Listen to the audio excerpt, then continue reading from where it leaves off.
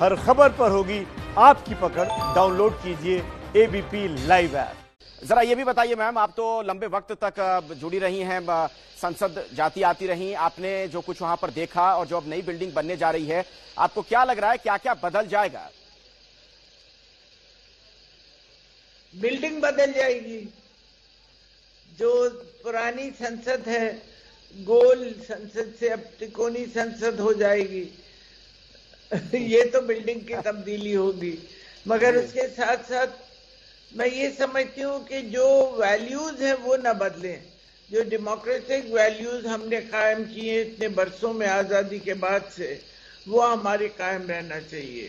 लोगों का पार्टिसिपेशन हो, मेंबर्स पार्टिसिपेट करें, और जो बिल और लेजिस्लेशन जो हम पास करते हैं पार्लियामेंट से, वो हजारों लाखों करोड़ों लोगों के ऊपर असर करते हैं। तो जो भी लेजिस्लेशन हम पास करें, वो लेजिस्लेशन के ऊपर हमें अच्छी तरह से डिस्कशन करना चाहिए, और बिना डिस्कशन के कोई भी लेजिस्लेशन पास नहीं करना चाहिए। ये मेरा पहले भी राय थी और आज भी यही राय है कि बिल्डिंग से कुछ नहीं होता। बिल्डिंग में जो काम होगा वो उससे डिपेंड करता है कि हम अपनी जनतंत्र को कितना मजबूत कर सकते हैं। अब हमारी जरूरतों के लिहाज से जो हमारी अपेक्षाएं हैं, उम्मीदें हैं, उन पे हम कायम रहें। नजमा जी, एक बात और बताएं, जैसे भारत की हम जब बात करते हैं तो दुनिया का सबसे बड़ा लोकतंत्र है भारत, अपना देश। क्या आपको लगता है कि जिस तरह से हमारी जनसंख्या बढ़ रही है, आने वाले दिनों में अब सांसदों की संख्या भी बढ़नी चाहिए, और उस लिहाज से वाकई में अब जरूरत थी कि पहले से हम तैयार रहें ताकि ज्यादा से ज्यादा सांसद बैठ सकें एक जगह? ये बिल्कुल एक जगह संसद बैठ सके, और संसद के जो लोग हैं उनके लिए हमारी पुरानी संसद में कोई फैसिलिटी नहीं थी। उनके पास ऑफिस की जगह नहीं थी कि वो बैठ के अपने ऑफिस में काम कर सके।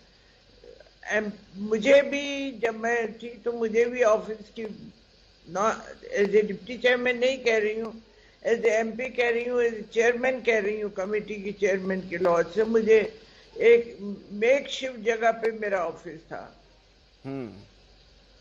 चेयरमैन, कमेटी के चेयरमैन के लिए भी जगह नहीं है, कमेटियों के लिए जगह नहीं थी, क्योंकि कमेटियां बढ़ गई हैं। अभी पार्लियामेंट्री कमेटियां काफी बढ़ गई हैं, उनके लिए भी जगह नहीं थी। शिवराज पाटिल जी के जमाने में नई पार्लियामेंट्री स्टैंडिंग कमेटीज बनी, स्टैंडिंग कमेटी के लिए जगह नहीं थी।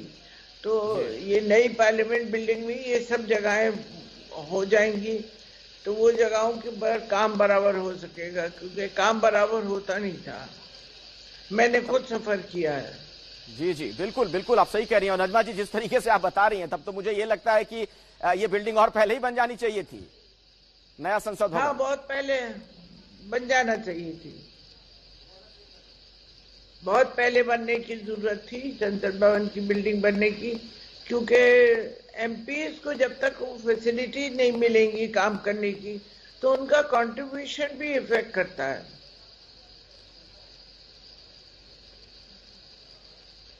तो चलिए नजमा जी, आप हमारे साथ जुड़े रहे, मैं आपके पास आता हूं, लेकिन जरा तस्वीरें भी एक बार दर्शकों को दिखा देते हैं। भूमि पूजन की जो तस्वीरें हैं, और इस वक्त अब जब वो सर्वधर्म प्रार्थना सभा का आयोजन किया गया है, वो आप तस्वीर देख रहे हैं। अब से थोड़ी देर पहले प्रधानमंत्री नरेंद्र मोदी ने खुद भूमि पूजन किया, शिलान्यास, और उसके बाद आधारशिला जो रखी गई, उसके बाद का कार्यक्रम ये देखिए। लोकसभा के सभापति भी नजर आ रहे हैं, तमाम जो सांसद हैं, इसके अलावा मंत्रीगण हैं वो मौजूद हैं। अलग अलग देशों के जो राजनयिक हैं, डिप्लोमेट्स हैं, उन्हें भी आमंत्रित किया गया है। Haim bir sono bayrem yalin beki vela boke rina wani amarti beshalvi bal emot le olam Adonai bisona ka emadata leharios istarta paneka haiti nibal eleka Adonai ekrab vet Adonai ethanan mabesa bedami beritiet shahad। आइए आपको एक बार फिर से लिए चलते हैं, हमारे साथ बहुत ही खास मेहमान नजमा हेप्तुल्लाह जी लगातार जुड़ी हुई हैं। आप राज्यसभा की उपसभापति भी रही। नजमा जी, आज का ये दिन भारतीय संसदीय इतिहास में कितना महत्वपूर्ण आपको लगता है? नए संसद भवन के लिए आज का शिलान्यास। आज का शिलान्यास प्रधानमंत्री ने रखा है, और प्रधानमंत्री जी डेमोक्रेसी में और संसद में बहुत उनकी मान्यता है, क्योंकि जब वो पहली बार इलेक्ट होके आए थे तो उन्होंने संसद भवन के, पुरानी संसद भवन में जब दाखिल हो रहे थे तो गेट नंबर 1 पे उन्होंने अपना माथा टेक के संसद की गरिमा का बताया था हम लोगों को। तो उनके हाथ से आज ये शिलान्यास हुआ है, तो इसकी अपनी एक अहमियत है। जी बिल्कुल बिल्कुल। अच्छा, आपने एक बात कही थी अभी जब हमारी बातचीत हो रही थी, तो उस दौरान की पुरानी जो संसद की इमारत है, मतलब अभी की मौजूदा इमारत है, उसमें सांसदों के बैठने तक की, उनके दफ्तर तक के लिए बड़ी दिक्कतें थी। कुछ आपको ऐसी चीज याद आती है, कुछ वैसा यादगार लम्हा, कुछ इस तरीके का कुछ कोई घटना हुई हो जो दर्शकों के साथ साझा करना चाहेंगे?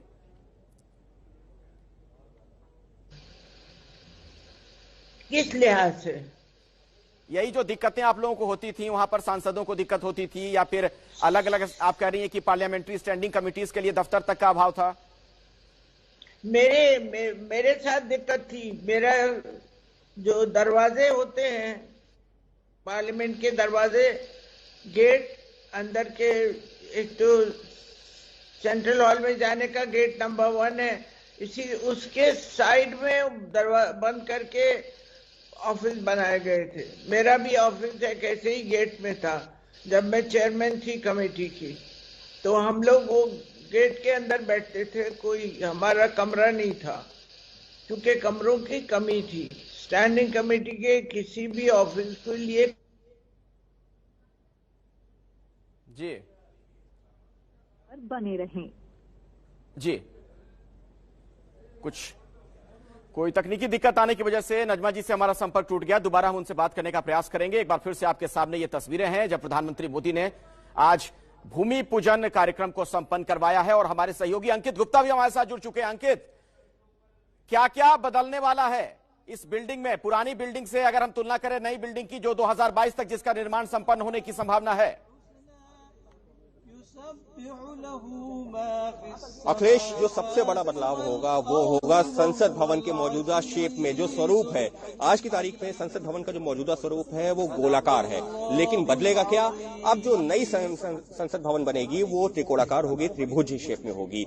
वहीं दूसरी चीज जिस बात का जिक्र नजमा जी कर रही थी, क्यों महत्वपूर्ण है ये महत्वपूर्ण इस वजह से है क्योंकि साल 2026 में, यानी कि अब से करीबन 6 साल बाद डिलिमिटेशन की प्रक्रिया शुरू होगी, और जैसी कि जो है उम्मीद जताई जा रही है 2029 से पहले वो पूरी हो जाएगी। 2029 की जो संसद होगी वहां पर सांसदों की संख्या भी मौजूदा सांसदों से बढ़ जाएगी, और मौजूदा जो संसद भवन है वहां पर उन सांसदों को नहीं बैठाया जा सकता। ये भी एक बड़ा कंसिडरेशन रहा है जिसकी वजह से ये नए संसद भवन बनाने का फैसला किया गया है। तीसरी चीज जिस बात का जिक्र नजमा जी कर रही थी, क्योंकि सालों तक यहाँ पर रही है, तो नजमा जी ने जिस बात का जिक्र किया कि सांसदों के पास जो ऑफिसेज हैं वो उनकी एक बड़ी मांग थी कि हमने जो ऑफिसेज जो हमको दिए गए अपने घरों में बना रखे हैं, इधर उधर बना रखे हैं, कायदे से होना ये चाहिए कि नए संसद भवन में ही हमको वो जगह मिलनी चाहिए जिससे कि हम अपने काम को कर सके, तो उसको भी कंसीडर किया गया है।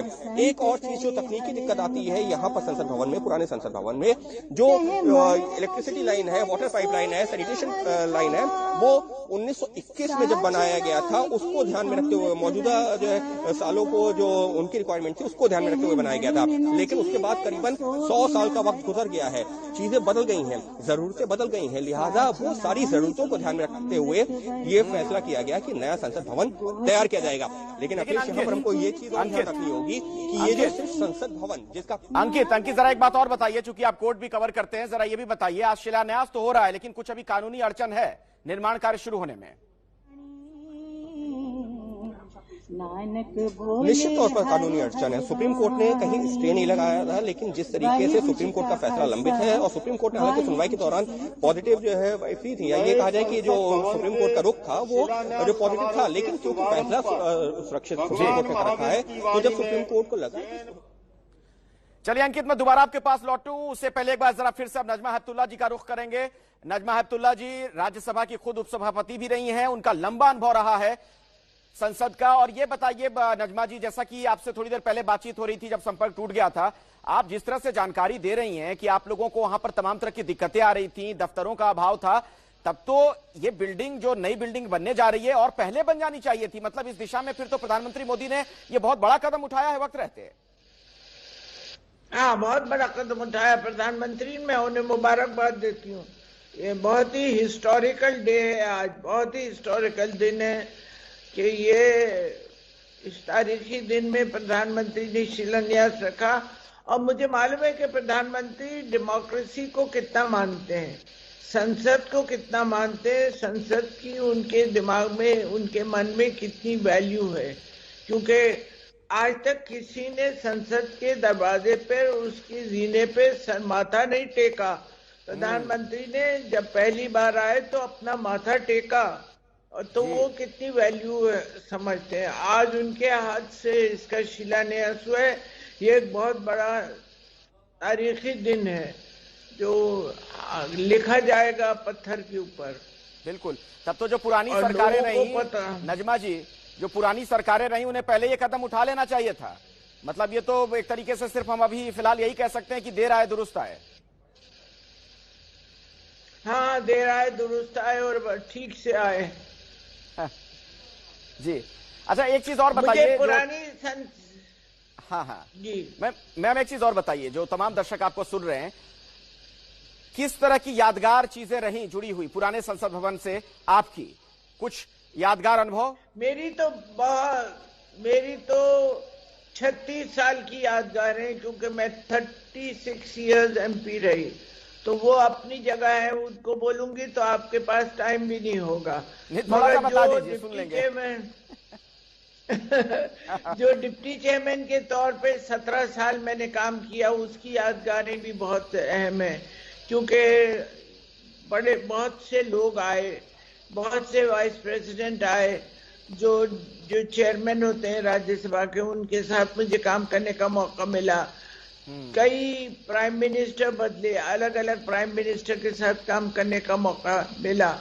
कोई लंबे अरसे तक रहे, पूरे 5 साल, कुछ से कम अरसे तक रहे, उनके साथ काम करने का मौका मिला। तो मेरा अनुभव बहुत ज्यादा है इस सिलसिले में। दूसरी चीज जो मैं कहना चाह रही थी, जो उस बिल्डिंग से मेरी याद जुड़ी हुई है, वो है 12 दिसंबर को जब टेररिस्ट आए थे, और वो टेररिस्ट ने हमला किया था। और अगर वो कामयाब हो जाते तो हमारा वो संसद भवन भी बर्बाद हो जाता। बिल्कुल बिल्कुल। नजमा जी मैं आता हूं आपके पास। मैं बीच में आपको माफी के साथ रोक रहा हूं। जरा सुनते हैं सर्वधर्म प्रार्थना सभा का जो आयोजन हुआ है, लिए चलते हैं दर्शकों को वहां पर। जिन शासनोन्नति करा, पूज्या उपाध्याय का, श्री सिद्धांत सुपाठ का मुनि भरा, रत्नत्रयाराधका,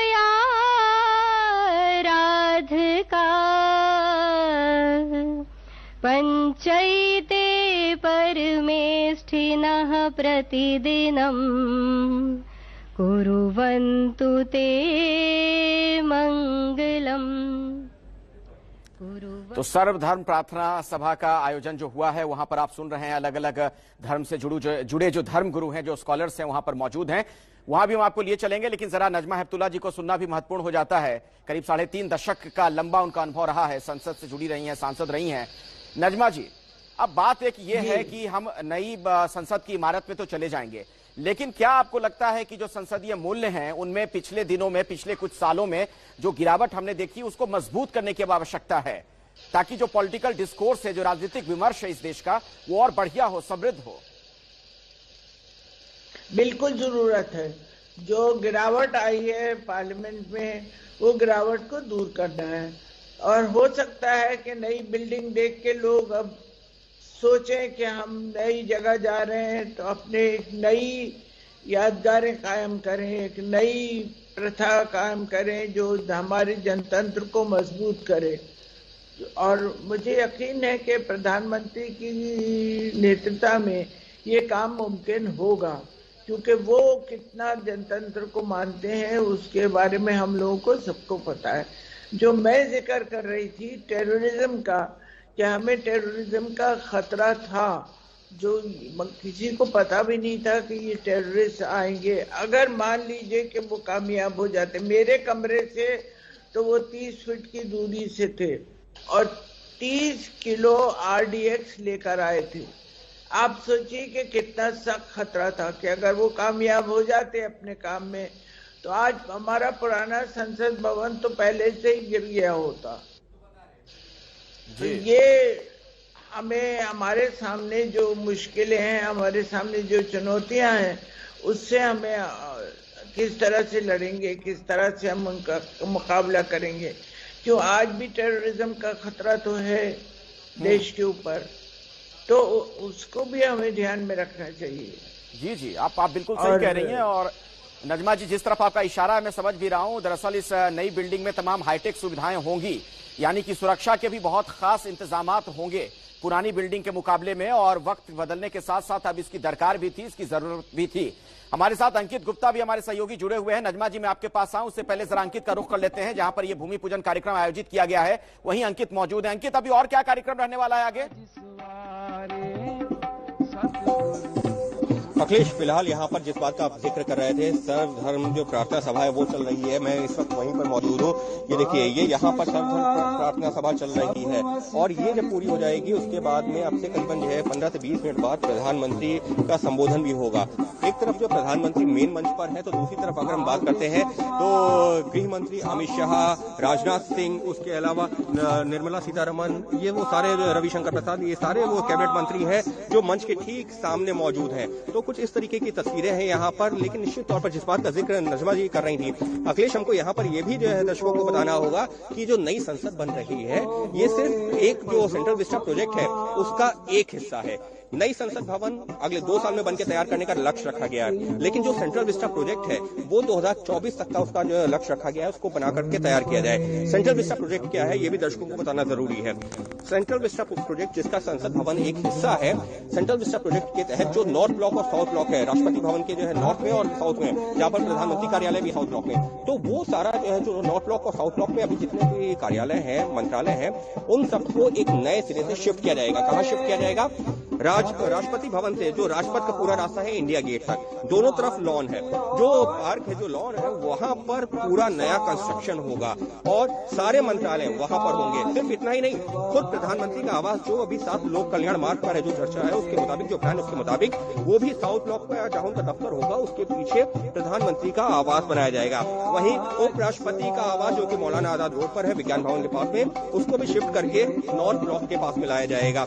इस तरीके की कार्य योजना है। खासियत क्या होगी? जो सेंट्रल विस्टा प्रोजेक्ट है, संसद भवन जिसका जो है, संसद भवन परिसर जिसका हिस्सा है, जिसका शिलान्यास किया गया है प्रधानमंत्री नरेंद्र मोदी के द्वारा, सारे जितने भी ये डिपार्टमेंट्स होंगे, मंत्रालय होंगे, ये सब अंडरग्राउंड जो है कनेक्ट करेंगे एक दूसरे से, क्योंकि ये एक बड़ा जो है चर्चा का विषय था। सुप्रीम कोर्ट में सुनवाई हुई थी कि अगर इस तरीके से यहाँ पर कंस्ट्रक्शन हो जाएगा तो ट्रैफिक जाम एक बहुत बड़ी समस्या होगी, क्योंकि रोजाना हजारों कर्मचारी आते हैं काम पर और ये एक बड़ी समस्या हो सकती है, जिसके बारे में जानकारी दी गई थी कि अंडरग्राउंड सब एक दूसरे से कनेक्ट होंगे। तो कुल मिलाकर के एक बहुत बड़ा प्रोजेक्ट, लेकिन जिसका आज जो शुरुआत हुई, जिसका शिलान्यास हुआ है, प्रधानमंत्री ने किया है और निश्चित तौर पर भारत के, आजाद भारत के इतिहास में एक बहुत बड़ा कदम आज ये हमको यहाँ पर देखने को मिला है। बिल्कुल बिल्कुल, आप सही कह रहे हो। ऐसे में नजमा अब्दुल्ला जी, तो सवाल तो ये भी है कि ऐसा लग रहा है कि जो लुटियन जोन जिसे हम लोग कहते रहे, उसकी पूरी तस्वीर ही बदल जाएगी। आप लोग तो बहुत मिस करेंगे जिन्होंने लंबे वक्त तक इस बिल्डिंग में अपना जीवन बिताया, एक तरीके से 36 सालों तक आप सांसद रहे। हाँ, बदल तो जाएगा, मगर हर दौर में तब्दीली तो आती है। तब्दीली की चेंज तो करना ही पड़ता है। जी, और आप ये भी कह रही हैं कि बदलाव बहुत आवश्यक था। अब वाकई में जरूरत थी कि थोड़ी और जगह मिले सांसदों को, तमाम मंत्रियों को, अलग अलग कार्यालयों के लिए।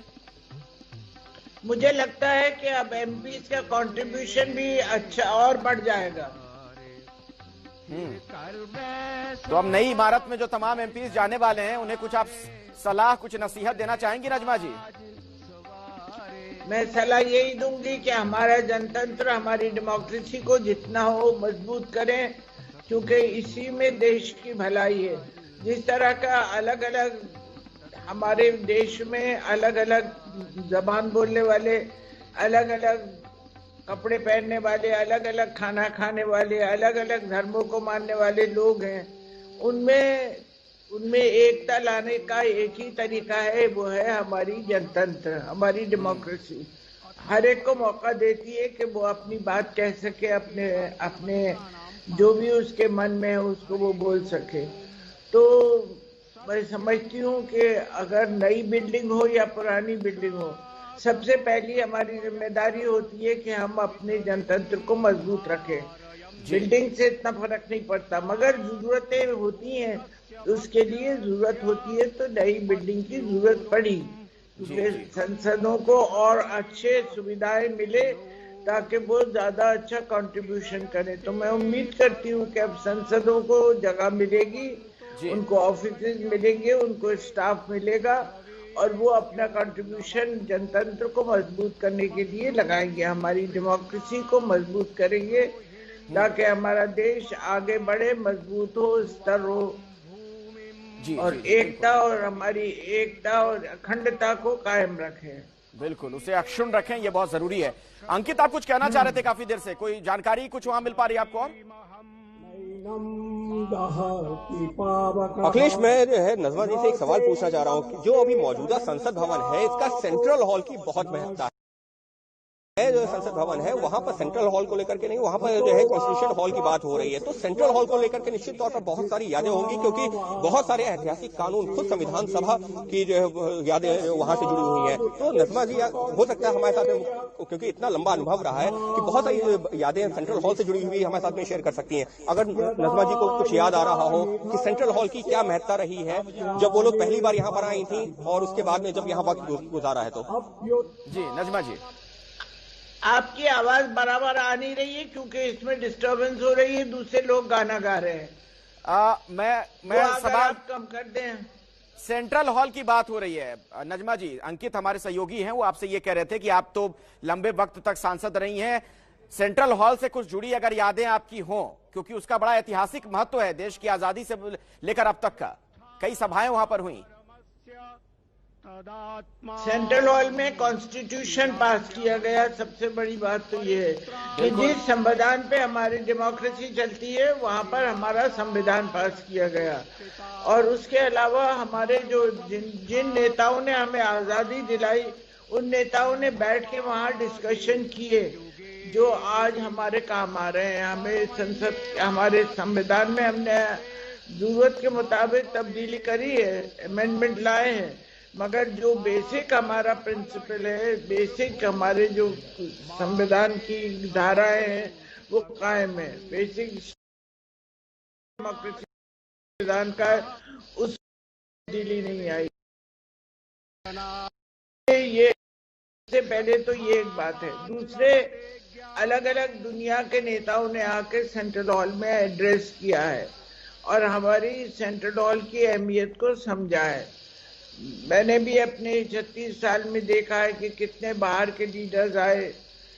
इंग्लैंड के जो हम ब्रिटिश पार्लियामेंट्री सिस्टम, हमने वेस्टमिनिस्टर सिस्टम अडॉप्ट किया है। वो वेस्टमिनिस्टर सिस्टम के से जो बैटी बूथ थी, उन्होंने भी सेंट्रल हॉल में हम लोग को एड्रेस किया था। तो सेंट्रल हॉल की अपनी ये अहमियत बहुत ज्यादा है और मुझे लगता है कि क्योंकि वो संसद भवन रहेगा, उसको एक म्यूजियम के तौर पे बना देना चाहिए ताकि जो लोग आए तो वो उसको देख सकें। और उनका कोई रिकॉर्ड जो सेंट्रल हॉल का है उसको कायम करके कहीं लिख के लगाना चाहिए ताकि लोग वहाँ आ सकें। मैंने भी सेंट्रल हॉल में प्रिसाइड किया है। मुझे भी मालूम है कि जॉइंट सेशन ऑफ पार्लियामेंट हुआ था, उसमें मैंने एक बिल था वो पास नहीं हो रहा था, तो जो जॉइंट सेशन में पास हुआ तो मैंने भी प्रिसाइड करा है सेंट्रल हॉल में। तो मेरी यादें भी जुड़ी हुई हैं सेंट्रल हॉल से। इसके अलावा वहाँ बैठ के लोग गप्पे मारते हैं, जर्नलिस्ट आते हैं, वहाँ एमपीज आते हैं और बहुत ही इनफॉर्मल एटमॉस्फेयर में चाय और पकौड़ों के साथ बातें होती हैं, गॉसिप होती है। तो ये भी एक इम्पोर्टेंट चीज है जो वहां पर कायम थी, जो वो भी एक यादें हैं एक तरह से। जी जी, बिल्कुल बिल्कुल।